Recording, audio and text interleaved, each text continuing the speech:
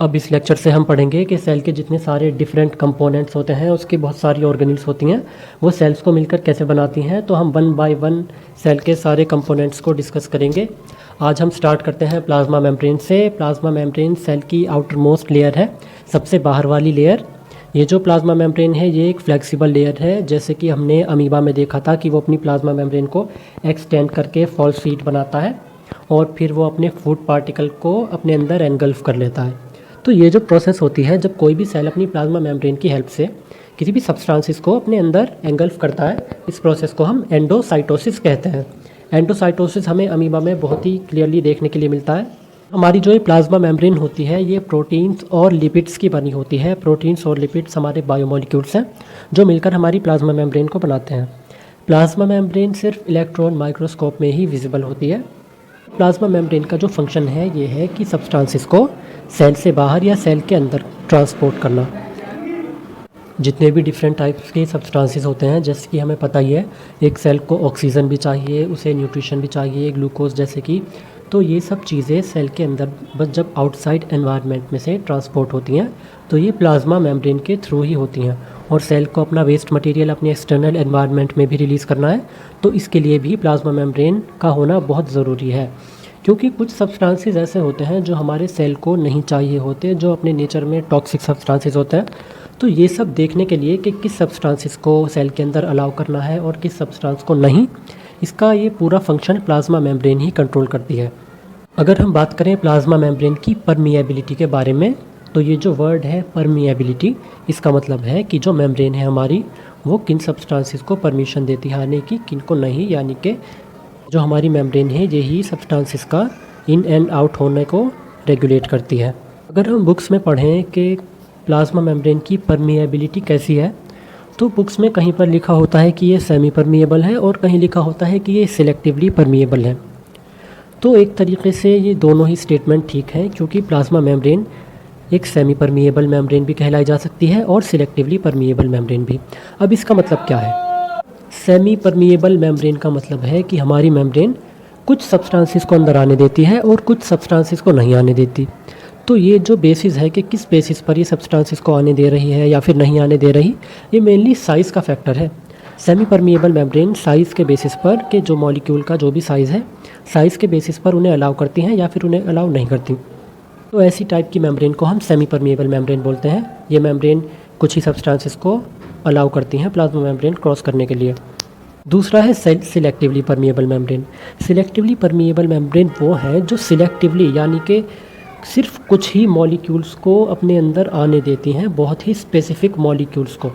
इसमें साइज़ कोई भी फैक्टर नहीं है, ये सिर्फ अपनी सिलेक्टिविटी के बेसिस पर किसी भी मॉलिक्यूल को अपने अंदर क्रॉस होने देती है। तो हमारी प्लाज्मा मेम्ब्रेन सिलेक्टिवली परमिएबल भी है और सेमी परमिएबल भी। ये डिपेंड करता है कि किस टाइप्स के मॉलिक्यूल्स मेम्ब्रेन को क्रॉस कर रहे हैं। कुछ मॉलिक्यूल्स ऐसे हैं जो इजीली मेम्ब्रेन को क्रॉस कर जाते हैं, तो वो सेमी परमिएबल नेचर उसका वहाँ हमें देखने को मिलता है कि साइज़ के बेसिस पर मॉलिक्यूल्स ईजिली मेम्ब्रेन को क्रॉस कर लेते हैं। और कुछ ऐसे मॉलिक्यूल्स होते हैं जो मेम्ब्रेन को ईजिली क्रॉस नहीं कर सकते, तो उसके लिए मेम्ब्रेन का सिलेक्टिवली परमिएबल वाला नेचर काम करता है। मेम्ब्रेन सिलेक्टिवली कुछ मॉलिक्यूल्स को अलाउ करती है। अगर क्वेश्चन में हमसे ये परमिएबिलिटी के ऊपर पूछा जाता है तो हम उस पर सिलेक्टिवली परमिएबल ही लिखेंगे, क्योंकि एनसीईआरटी बुक में भी मेनली सिलेक्टिवली परमिएबल ही लिखा गया है और कुछ जगह पे सेमी परमिएबल भी लिखा हुआ है, तो इससे कोई प्रॉब्लम नहीं होगी। ये जो सब्सटेंसेस का मेम्ब्रेन क्रॉस करके मूवमेंट हो रहा है, ये भी दो तरीके से हो सकता है। एक होता है पैसिव ट्रांसपोर्ट, एक होता है एक्टिव ट्रांसपोर्ट। पैसिव ट्रांसपोर्ट वो ट्रांसपोर्ट है जहाँ मॉलिक्यूल जब मेम्ब्रेन को क्रॉस करता है तो उसे कोई भी एनर्जी की ज़रूरत नहीं पड़ती, यानी कि जो हमारी एटीपी होती है, एनर्जी करेंसी, उसे इसकी कोई ज़रूरत नहीं होती। वो बिना एनर्जी कहीं से एब्जॉर्ब किए मेम्ब्रेन को क्रॉस कर सकता है। दूसरे होते हैं हमारे एक्टिव ट्रांसपोर्ट। इन वाले ट्रांसपोर्ट के अंदर किसी मॉलिक्यूल को एनर्जी की, एक्सटर्नल सोर्स जो एनर्जी का है उसकी ज़रूरत पड़ती है, बिना उस एनर्जी के वो मेम्ब्रेन को क्रॉस नहीं कर सकता। तो पैसिव ट्रांसपोर्ट डिफ्यूज़न की हेल्प से होता है। अब ये डिफ्यूज़न क्या है, इसे हम समझते हैं। जो डिफ्यूज़न है वो किसी भी सब्सटेंस की स्पॉन्टेनियस मूवमेंट है, हायर कंसंट्रेशन से जहाँ उसकी कंसंट्रेशन ज़्यादा हो, टू लोअर कंसंट्रेशन जहाँ उसकी कंसंट्रेशन कम हो। तो ये स्पॉन्टेनियस वर्ड का मतलब है कि इसे एनर्जी नहीं चाहिए, ये प्रोसेस बिना एनर्जी को कंज्यूम किए हो रही है। और हायर कंसंट्रेशन से जहाँ भी उस सब्सटेंस की कंसंट्रेशन ज़्यादा है, वहाँ से उसकी मूवमेंट उस तरफ हो रही है जहाँ उसकी कंसंट्रेशन कम है। अब ये कंसंट्रेशन वर्ड को हम समझते हैं। जो कंसंट्रेशन है इसे हम ऐसे डिफाइन करते हैं कि ये किसी भी सब्सटेंस का एबंडेंस है, कि यानी कितनी मात्रा में वो सब्सटेंस पाया जाता है, उसे हम डिवाइड करते हैं मिक्सचर की टोटल वॉल्यूम से। जैसे कि यहाँ मैंने 2 कंटेनर बनाए हैं, ए और बी।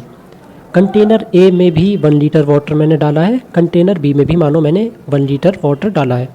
कंटेनर ए में वाटर डालने के बाद मैंने 5 ग्राम शुगर को उसमें डिसॉल्व कर दिया, और कंटेनर बी को मैंने 20 ग्राम शुगर से मिलाकर उसे डिसॉल्व कर दिया।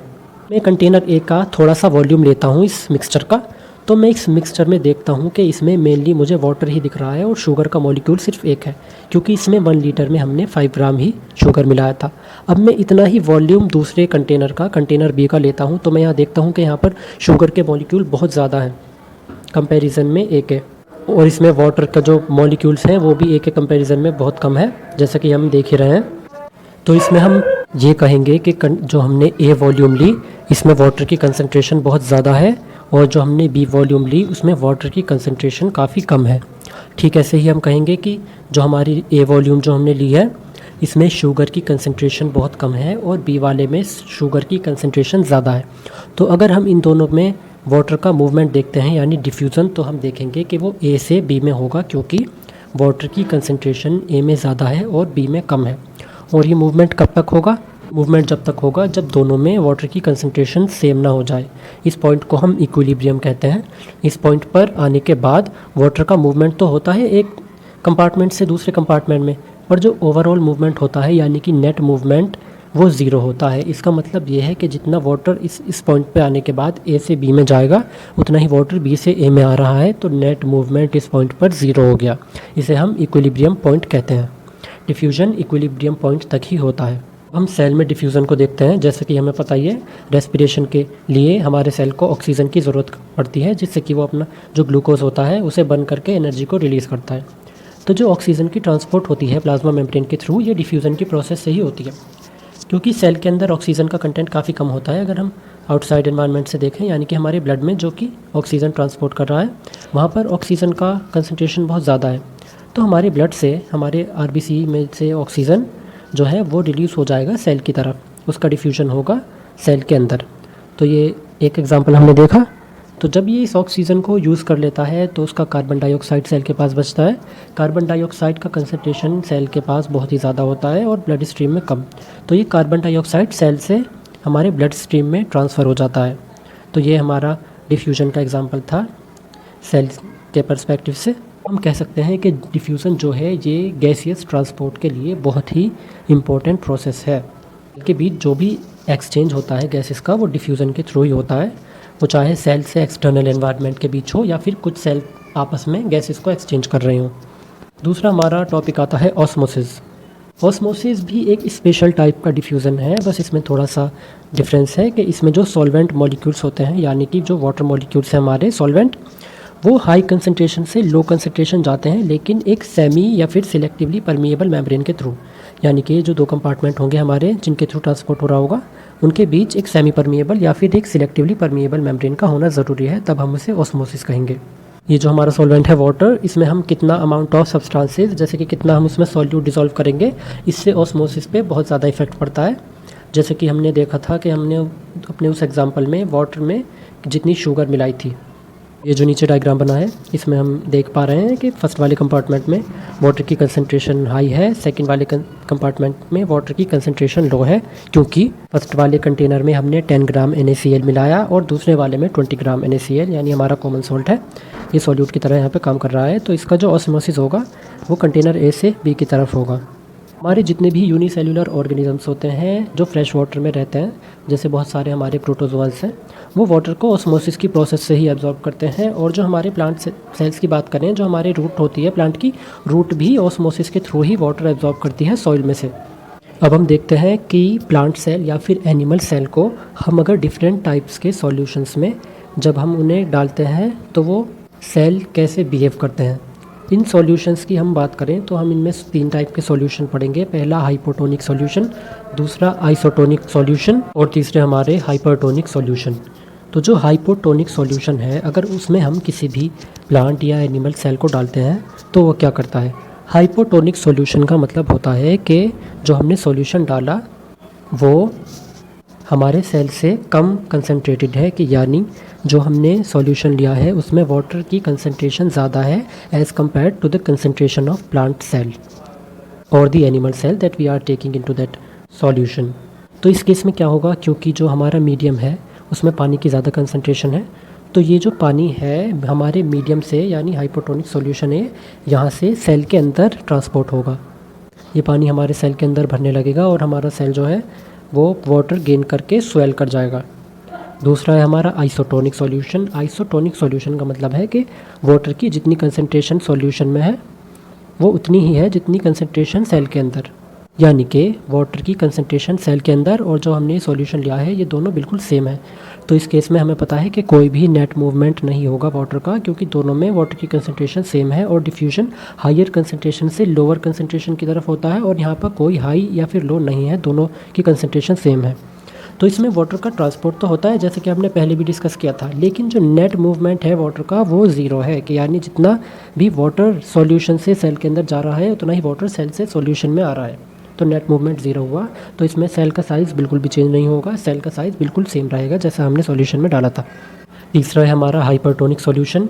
इस सॉल्यूशन में वाटर की कंसनट्रेशन जो है सेल की कंसनट्रेशन से बहुत ही ज़्यादा कम है, यानी कि वाटर की कंसनट्रेशन सेल के अंदर तो ज़्यादा है लेकिन हमने जो सॉल्यूशन लिया इसमें वाटर की कंसनट्रेशन बहुत कम है और सॉल्यूट की कंसनट्रेशन ज़्यादा है।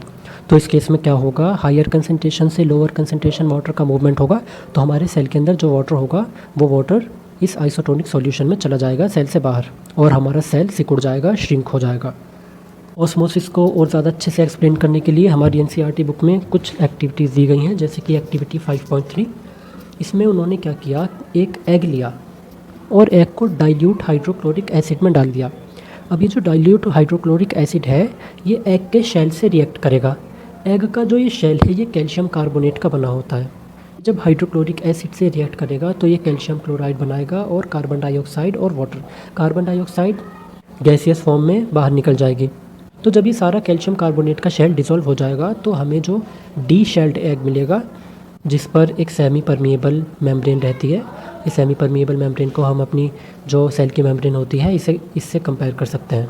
और अब हम क्या करेंगे, इस डी शेल्ड एग को हम डालेंगे वाटर में जो कि बिल्कुल प्योर वाटर है। तो हम क्या देखते हैं कि वाटर ये जो हमारा एग है इसके अंदर मूव करेगा डिफ्यूजन की प्रोसेस से, और ये जो हमारा डी शेल्ड एग है ये स्वेल कर जाएगा, ये फूल जाएगा थोड़ा सा।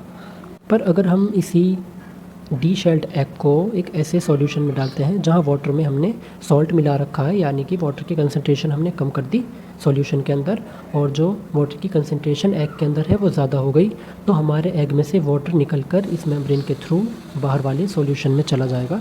और अगर हम 5 मिनट बाद जब इसे ऑब्जर्व करेंगे तो ये हमारा जो डी शेल्ड एग है ये बिल्कुल सिकुड़ जाएगा, श्रिंक हो जाएगा। अगर हम यही एक्टिविटी रेजिन्स के साथ यानी कि जो हमारी किशमिश होती है उसके साथ ये एक्टिविटी परफॉर्म करते हैं तो उसमें भी हमें यही सेम रिजल्ट्स देखने को मिलेंगे। अगर हम उसे प्योर वाटर में डालते हैं तो वो पानी गेन करके स्वेल हो जाएगा। अगर हम उसे कंसनट्रेटेड सॉल्यूशन में डालते हैं जिसमें वाटर होगा और या फिर हम उसमें शुगर या फिर सॉल्ट मिलाया हुआ होगा हमने उसमें, अगर हम इसे उसमें डालते हैं तो हम थोड़ी देर बाद देखेंगे कि ये श्रिंक कर जाएगा। तो आज हमने प्लाज्मा मेम्ब्रेन को पढ़ लिया और हमने डिफ्यूजन और ऑस्मोसिस को बहुत ही अच्छे से समझ लिया। नेक्स्ट चैप्टर में हम सेल वॉल के बारे में पढ़ेंगे। Thank you.